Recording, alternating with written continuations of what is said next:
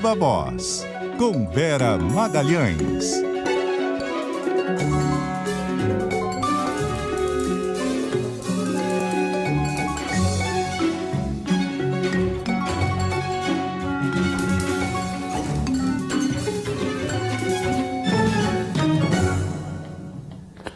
Viva Voz, Vera Magalhães, tudo bem? Boa noite, Vera. Boa noite, Bocardi. Pela nossa sincronia entre o áudio e o vídeo, já vi que está com um pequeno delay, mas eu estou te ouvindo bem. As notícias não quiseram saber se a gente está de plantão com equipe reduzida e começaram a semana começando.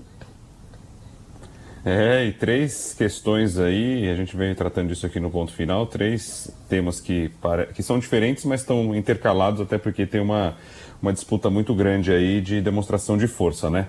A gente está falando do orçamento secreto, do Bolsa Família fora do teto e também a PEC da transição. O STF tinha começado o julgamento do orçamento secreto já na semana passada, finalizou agora, determinando aí, dizendo que é inconstitucional, né, o orçamento secreto. Mas também ontem à noite teve a decisão do Gilmar Mendes para deixar de fora a questão do Bolsa Família. Explica para a gente como é que está a ligação dessas questões todas aí. Questões totalmente interligadas, Bocardi. Se você olhar na sexta-feira, aliás, na quinta-feira, quando o Supremo suspendeu a votação da questão do orçamento secreto, o fez numa jogada ensaiada ali, combinada entre o ministro Lewandowski, que seria o próximo a votar, e o ministro Gilmar Mendes, que seria o último a votar. Até então, o placar estava muito um lá, um cá, e os votos dos dois eram considerados decisivos. O Lewandowski achou que precisaria de mais um tempo, inclusive para ver se o Congresso aprovaria um projeto de resolução mudando algumas coisas em relação às emendas do relator e se com isso a questão avançaria para a transparência que o Supremo estava tentando buscar. Então, eles suspenderam. No dia seguinte, na sexta, toque de caixa, o Congresso aprovou um projeto de resolução mexendo em algumas coisas do orçamento secreto, tornando meio transparentes e meio republicanos, mas mantendo um poder de discricionariedade para os presidentes das duas casas, e com isso achou que resolvia o problema, que o Lewandowski queria votar com eles, tanto que o Lewandowski teve com o Rodrigo Pacheco, teve toda uma tentativa de convencimento do voto dele. E aí, no domingo, o que o Gilmar Mendes fez? Baixou uma decisão dentro de um questionamento feito pela Rede Sustentabilidade, uma decisão de que os recursos para pagar os programas sociais, notadamente o Auxílio Brasil ou outro programa que viesse a mudar de nome, mas mantivesse o mesmo escopo, estavam fora do teto de gastos. Onde ele foi buscar a justificativa para tirar esses programas do teto de gastos? Em alguns instrumentos combinados. Primeiro, no fato de que lá atrás, em 2004, o Congresso aprovou um projeto instituindo uma renda básica para toda a população. Ninguém pode viver abaixo de um valor mínimo, que não foi nunca fixado de quanto é esse valor mínimo.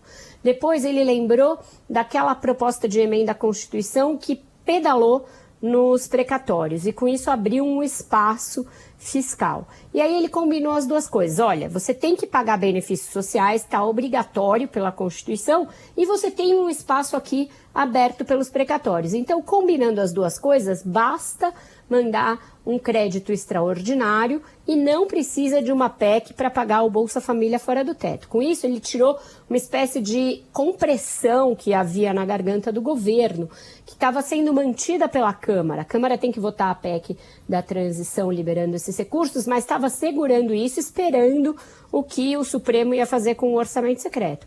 E aí, o Lewandowski se viu à vontade para seguir a ministra Rosa Weber, declarar inconstitucional o orçamento secreto e com isso formar uma maioria, a ponto do próprio Gilmar não precisar votar com eles, pôde votar com a dissidência, então ficou uma coisa ali como se não tivesse sido uma jogada combinada.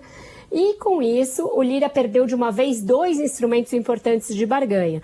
Manter a PEC segura para ter o seu poder assegurado no Supremo e o orçamento secreto, que é a coisa mais importante da vida dele, porque é graças a isso que ele exerce a sua liderança na Câmara e é graças a isso que ele está construindo a sua candidatura à reeleição para a presidência da Câmara em fevereiro. Como é que fica a situação dele agora, então, diante desse cenário? Porque acabou Acabou a barganha, né? Acabou a mamata. Uma situação muito complicada, ele mesmo demonstrou saber que essa situação é complicada. Em reuniões na semana passada ele demonstrava muito nervosismo diante da expectativa de que o Supremo poderia acabar com o orçamento secreto, mas ainda mantinha a esperança de que o tal projeto de resolução e essa pressão sobre a PEC, o fato de que o governo precisava da PEC, faria com que ele ainda mantivesse o poder de manter o orçamento secreto. Só que o que o futuro governo Lula fez, e foi esperto nesse sentido? Fingiu que não era nada com ele, até deu apoio ao projeto de resolução do Lira, o PT votou a favor e deixou o Supremo decidir, deixou o Supremo livre para decidir. E com isso, o Gilmar Mendes e o Lewandowski deram essa mãozinha para o governo começar sem corda no pescoço, sem faca no pescoço. Para o Lira isso é muito ruim, ele vai tentar de todas as maneiras restabelecer o poder da Câmara e sobretudo dele na distribuição desses recursos. Tem algumas tentativas aí que estão na mesa sendo estudadas, né, e que ele pode tentar. Primeiro, colocar na própria PEC da transição um dispositivo legalizando as emendas do relator. Muita gente acha que esse é um expediente muito ousado. O Supremo acabou de dizer que é inconstitucional e o Lula acabou de se livrar dessa pressão, que seria uma pressão sobre o governo dele inteiro, ter que negociar tudo com o Lira, com esse poder enorme, não ia dar de barato, de bandeja, um poder desse. Outra possibilidade seria pegar os recursos da emenda do orçamento secreto, que são 19 bilhões e 400 milhões no ano que vem, e distribuir em outras modalidades de emenda. Então, com isso, você mantém o dinheiro, mantém esse dinheiro sob o comando do Congresso, mas dispersa entre emendas de comissão, emendas individuais e emendas de bancada. Qual que é o doce, o amargo sabor para o Lira sobre isso? Nenhuma dessas emendas passa pelo crivo dele. São emendas que sim, são dos deputados, dos senadores, mas que não dependem do presidente da Câmara dar o aval para o parlamentar receber. Então, com isso, o Lira não consegue condicionar, só vai receber quem votar comigo, que é a essência do poder dado pelo orçamento secreto, porque nem todo mundo recebe, só recebe quem ele determina e só recebe quem vota com ele. Então ele está numa sinuca de bico, tentando sair dessa encruzilhada e achar um jeito de manter o poder sobre esses recursos, mas com uma margem estreitadíssima de manobra em relação ao Lira superpoderoso que existia até a semana passada. Agora, o Bolsa Família liberado do teto de gasto, como é que faz? O governo eleito tem algum interesse ainda na PEC? O Fernando Haddad, futuro ministro da Fazenda, disse hoje que tem interesse e tal, mas isso aí é o quê? Só um disfarce? Não, não é. A PEC continua sendo plano A, Bocardi, pelo seguinte, ela não só libera recursos para o Bolsa Família, né? O que o Gilmar fez, liberando os recursos do Bolsa Família, ele libera uma fatia dos recursos dessa PEC do que você está tentando excetuar do teto de gastos. O governo Lula, além do Bolsa Família, quer ter uma margem maior para investimento. E, com isso, ele acha que precisa da aprovação da PEC para ficar mais claro que alguns recursos estão saindo do teto e que, portanto, o limite para o governo investir passa a ser maior. Isso seria importante para aumentar a capacidade do Estado de fomentar a economia, que é algo que o Lula considera importante. Além disso, tem aí recursos para o aumento do salário mínimo, tem todos aqueles recursos que tinham sido cortados de programas como Farmácia Popular, etc., que eles acham que a PEC organiza melhor o orçamento. Tanto que as duas coisas vão correr também em trilhos muito próximos, né? A previsão é que amanhã se vote a PEC e na quarta se vote o orçamento, deixando claro para que ministérios, para que áreas vão os recursos. E agora, paradoxalmente, o Lira passa a ter interesse em aprovar a PEC que ele estava segurando, porque como ele ficou sem nada na mão, a PEC passa a ser um jeito dele ainda ter alguma ingerência sobre alguns recursos, porque ela dispõe sobre o fim do pagamento das emendas deste ano, que ainda estavam meio emboladas, e estabelece regras para o pagamento de emendas no ano que vem. E é ali que eles podem tentar inserir algum tipo de tentativa de legalizar o orçamento secreto. Então, a PEC passou a ser interessante também para o Lira. Então, pode parecer um contrassenso, mas a política é muito interessante quando, como você move uma peça, você tem que reimaginar o jogo todo, é um xadrez 4D mesmo. Então agora continua sendo de interesse do governo aprovar e passou a ser mais de interesse do Lira usar essa PEC para tentar restabelecer algum controle sobre a situação. Agora, essa relação aí do Lula, né, com o STF, os críticos hoje do presidente eleito já estão dizendo que quem governa mesmo é o STF, com decisões que favorecem muito, né, o governo eleito. Isso daí não se pode negar. O STF ajeitou a bola ali, é como se fosse na final da Copa, o STF ajeitou a bola para o Messi chutar e definir a partida. Duas decisões que tiram muito o peso e a pressão política do cangote de um governo que vai começar. Mas aí você tem algumas maneiras de analisar isso, né? A inconstitucionalidade do orçamento secreto sempre foi algo patente, flagrante. Tanto que só 2 ministros entenderam que ele estava legal do jeito que estava, que são justamente os ministros nomeados pelo Bolsonaro. Por que não se julgou isso antes? Porque os ministros entenderam, ali tacitamente, em conversas entre eles, que isso jogaria uma pressão enorme sobre o cenário eleitoral. Ao meu ver, eles erraram nisso. Deveriam ter julgado isso antes, porque muitas eleições para a Câmara e para o Senado foram definidas pelo poder que deputados e senadores tiveram de alocar emendas nesse orçamento secreto, que agora a gente tem a confirmação do Supremo de que é inconstitucional. Então, ao meu ver, o erro foi eles terem segurado antes. Agora, a decisão, tecnicamente, me parece a correta.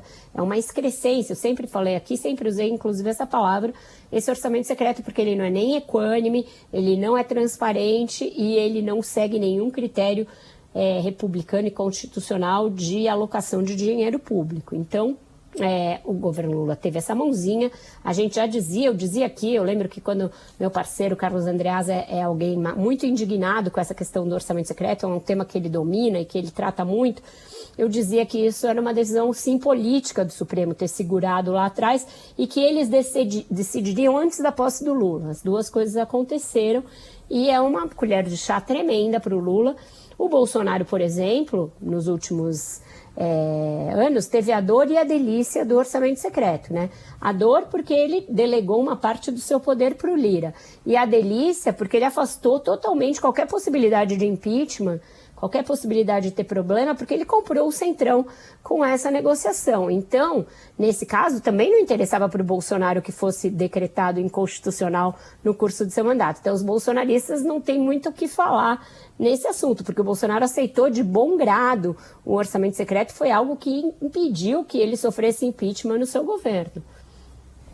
Reflexão para o futuro também, né? Que daí deixa de ter essa ferramenta também para conseguir apoio. E aí, acrescentando também a decisão do Gilmar Mendes, por que ela agora, né? Essa decisão não poderia ter sido depois, e aí também vem a questão da crítica aí, de dizer que é uma ajuda a Lula. As duas são ajudas e as duas são, como eu chamei no meu título, no meu post que está na manchete do Globo, uma jogada ensaiada ali entre o Lewandowski e o Gilmar. E os parlamentares vão tentar alguma retaliação contra o judiciário diante desse cenário aí? Pois é, isso daí está no horizonte. Eu me lembro de uma entrevista do líder do União Brasil, há uns meses atrás, Elmar Nascimento, que ele foi o mais explícito a esse respeito, né? Que era uma coisa assim, se mexerem no nosso, a gente vai mexer no deles. E essa frase é muito emblemática de como o Centrão se apoderou desse orçamento secreto e não admitia abrir mão dele. Agora que o Supremo tirou deles, eles vão tentar, sim, alguma retaliação. Imagino que não deva ser algo imediato, Bocardi, vai ser algo para depois da eleição das mesas, né? A eleição da mesa da Câmara e da mesa do Senado. Quais são as retaliações possíveis e que estão no horizonte aí, dentro desse xadrez de passos, às vezes imediatos e às vezes a longo prazo? Primeiro, é uma PEC para permitir que o Congresso tenha a última palavra sobre decisões judiciais, que é algo absolutamente bizarro, porque a Constituição é clara, em cláusula pétrea, em dizer que quem fala por último é o Judiciário. Então, isso aí cairia, por ferir cláusula pétrea, cairia no próprio Supremo. O segundo é mexer na regra de aposentadoria dos ministros, antecipando a idade para que eles se aposentassem, para que muitos deles saíssem da magistratura, da judicatura, antes do que está previsto hoje em dia, que é a idade de 75 anos. E o terceiro, que os bolsonaristas mais pressionam, mas que até hoje o Rodrigo Garcia sempre segurou, é a ideia de abrir algum ou alguns processos de impeachment contra ministros do Supremo. Não é algo que esteja no horizonte do Rodrigo Pacheco, foi Rodrigo Garcia, e ele tem uma expectativa de no futuro vir a ocupar uma vaga no Supremo. Ele é um jurista, ele quer isso, então ele não quer comprar essa briga.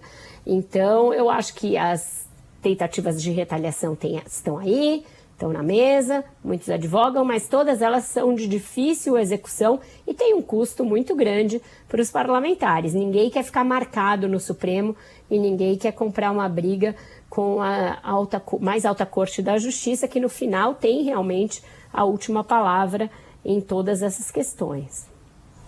O lance é que 19 de dezembro, né, Vera? Aí o negócio está agitado, né? Pois é, a gente pensou que ia ser uma semana mais tranquila e começou já agitada. A gente sabia que tinha essa decisão sobre o orçamento secreto e que ela seria importante para pautar essas outras decisões que estão aí pendentes, a PEC e o orçamento, mas ninguém contava que essa decisão do Gilmar Mendes viesse agora. Essa ideia de que você não precisaria de uma PEC para pagar benefícios sociais já tinha sido levantada, curiosamente, pela ex-procuradora-geral da República, Raquel Dodge. Ela fez isso numa live com o ex-ministro Aires Brito no canal da economista Mônica De Bolle, no YouTube. Ela defendeu, inclusive, todos os argumentos. Essa história de que a PEC dos precatórios já tinha aberto o espaço fiscal e de que você tinha um preceito constitucional de que você tem que garantir o mínimo de sobrevivência por meio de um programa de renda. Então, o Gilmar pegou essas decisões, empacotou e ainda jogou a possibilidade do governo fazer por crédito extraordinário. Então, tirou esse garrote que estava no pescoço do governo. Isso acabou tornando a semana ainda mais movimentada do que a gente imaginava, mas talvez essas decisões casadas acabem por liberar a PEC, que estava ali com uma tramitação muito difícil, e facilitem a aprovação do orçamento no dia seguinte. E aí, com isso, o Congresso encerraria as suas atividades. E a gente, até a posse, Rodrigo, se isso acontecer, vai ficar só na dependência do Lula compor os últimos postos que faltam aí no seu governo, que na verdade são muitos, ainda tem muita incerteza sobre a composição do governo. No fim de semana se ventilou que o ministro da Educação deverá ser mesmo o Camilo Santana, ex-governador do Ceará, senador eleito do Ceará. Então, com isso, é mais um petista que fica num cargo de proeminência, deixando de lado aliados de outros partidos, mulheres, etc. Então, tem toda uma questão aí de representatividade dos partidos, de equidade de gênero e de raça na formação do governo, que está sendo um pouco deixado de lado em razão das questões mais prementes, essas questões ligadas ao pagamento do Bolsa Família, a PEC da transição, mas que uma vez resolvido esse nó, que deverá ser feito antes do Natal, a semana entre o Natal e o Ano Novo deverá ser preenchida por esse bingo aí dos últimos cargos a serem preenchidos no governo. De vários ministérios, aliás, né? Um número muito maior do que a gente já tinha. E aí também o Gilmar Mendes ganhou um protagonismo, que até então estava aí nas costas de Alexandre de Moraes, não que isso tenha sido eliminado, mas ele ganha esse protagonismo até porque, além dessa decisão aí que de alguma forma favorece o governo eleito, tem também todos aqueles críticos com relação às ações de Gilmar Mendes frente à Lava Jato, né? E aí tem Sérgio Cabral solto, daqui a pouco está aí, passando o Natal em casa. Deverá passar o Natal em casa, o último dos moicanos da Lava Jato que estavam presos, e caem sobre ele muitas acusações, são muitos os processos em que ele já é réu, que ele já é condenado, mas prevaleceu aquela regra que foi adotada pelo Supremo lá atrás, de que você só pode ter uma prisão definitiva quando esgotados todos os recursos, portanto, depois do trânsito final em julgado.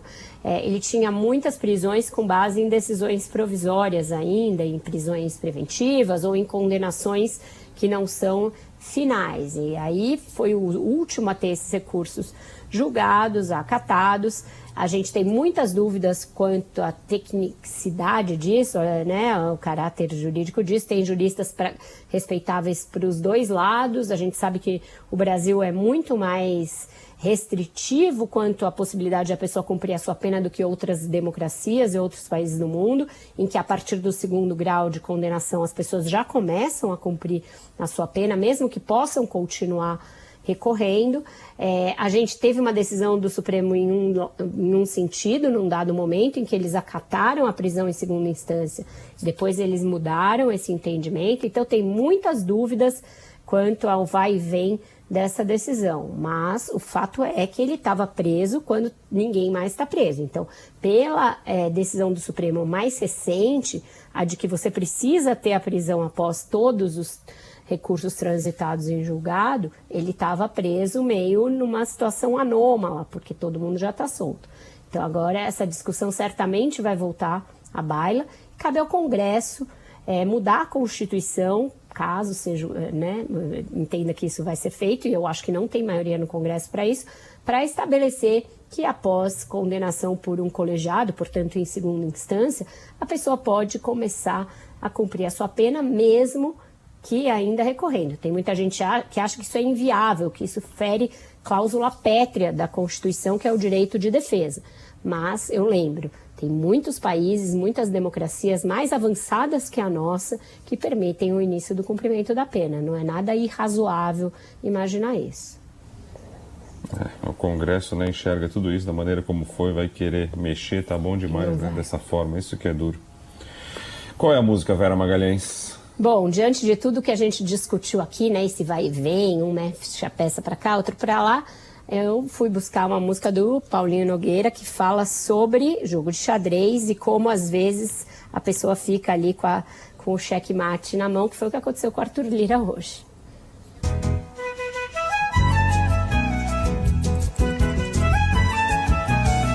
Nesse tabuleiro, o rei não manda nada.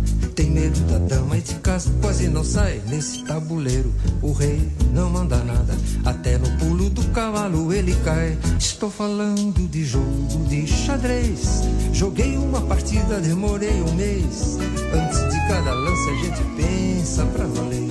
Eu quero ver. E vou dar um checkmate em você. É o peão que sai na frente, canta o jogo e manda ver. É isso aí. Valeu, Vera Magalhães. Obrigado, viu? Boa semana. Viva a voz. Até amanhã, Bocardi. Tchau, tchau. Até mais.